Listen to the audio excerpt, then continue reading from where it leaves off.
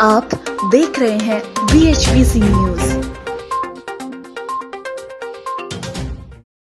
America के नए राष्ट्रपति जो बाइडेन और उपराष्ट्रपति कमला हैरिस भारतीय समय अनुसार 20 जनवरी की रात 10:30 बजे शपथ लेंगे। निवर्तमान राष्ट्रपति डोनाल्ड ट्रंप इसी दिन भारतीय समय अनुसार शाम 6:30 बजे विदाई लेंगे। इसके साथ ही उनका मुसीबत काल शुरू हो जाएगा।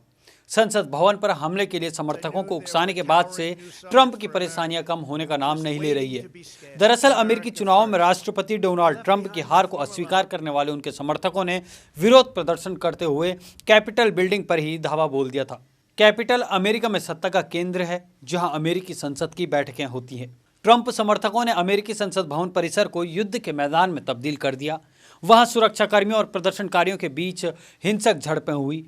संसद परिसर में गोलियां भी चलाई गई। अब वहीं नवनिर्वाचित राष्ट्रपति जो बाइडेन के 20 जनवरी को शपथ ग्रहण समारोह से पहले और उस दौरान हिंसा की आशंका को लेकर देश की राजधानी के लिए एक आपातकालीन घोषणा जारी की गई। इस घोषणा के बाद गृह मंत्रालय और संघीय आपातकालीन प्रबंधन एजेंसी को स्थानीय अधिकारियों के साथ आवश्यकता अनुसार समन्वय करने की अनुमति मिल गई है। राष्ट्रपति पद से हटने के बाद अमेरिका के बिजनेस टाइकून डोनाल्ड ट्रंप की कंपनियों के लिए आगे की राह कठिन होती दिख रही है। कैपिटल हिल पर हुए हमले के बाद लोग उनकी कंपनियों के साथ काम करने से बच रहे हैं।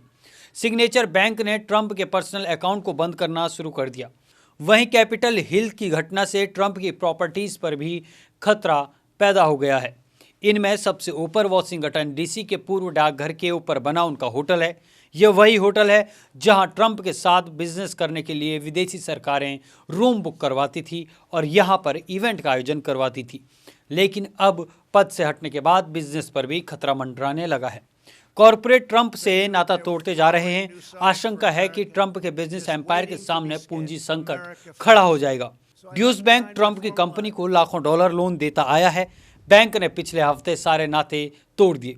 Coca Cola, Walmart, Marriott hotel श्रृंखला, जनरल मोटर्स और टेलीकॉम कंपनी AT&T समेत JP Morgan Chase, Citi Group, Morgan Stanley, Goldman Sachs जैसे बैंकों ने कहा है कि वे ट्रंप के कैंपेन को दान नहीं देंगे। दिलचस्प बात भी है कि संसद पर हमले के एक दिन पहले ही 170 बड़े बिजनेस लीडर्स और CEO ने ट्रंप से संबंध तोड़ना शुरू कर दिया था।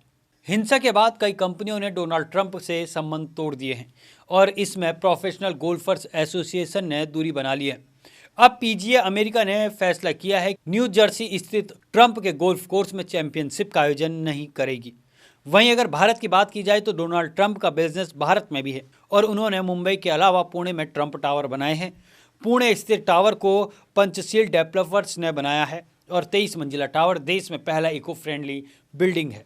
इसके अलावा ट्रंप गुड़गांव में M3M इंडिया, गुड़गांव में ही IREO, कोलकाता में यूनिमार्क ग्रुप के साथ रियल एस्टेट से जुड़े हैं। फोर्ब्स के अनुसार कोरोना वायरस महामारी के दौरान डोनाल्ड ट्रंप की कंपनियों को भारी नुकसान हुआ है और उनकी नेटवर्थ $100 करोड़ कम हो गई है। हालांकि इसके बावजूद उनकी नेटवर्थ $2.5 बिलियन यानी करीब 18,308 करोड़ रुपए है। रिपोर्ट के अनुसार ट्रंप परिवार के पास करीब 500 तरह के बिजनेस है, जिनमें होटल्स, रिजॉर्ट्स और करोड़ों डॉलर के गोल्फ कोर्स शामिल है। Bureau report, BHBC news. रोज की ताजा खबरें सुनने के लिए सब्सक्राइब करें BHBC न्यूज चैनल। साथ ही रोज के नोटिफिकेशन जानने के लिए दबाएं बेल आइकन। साथ ही हमें अपनी राय देने के लिए हमारी वीडियो पर कमेंट करके बताएं और वीडियोस को लाइक और शेयर करना बिल्कुल ना भूलें। आप देख रहे हैं BHBC न्यूज।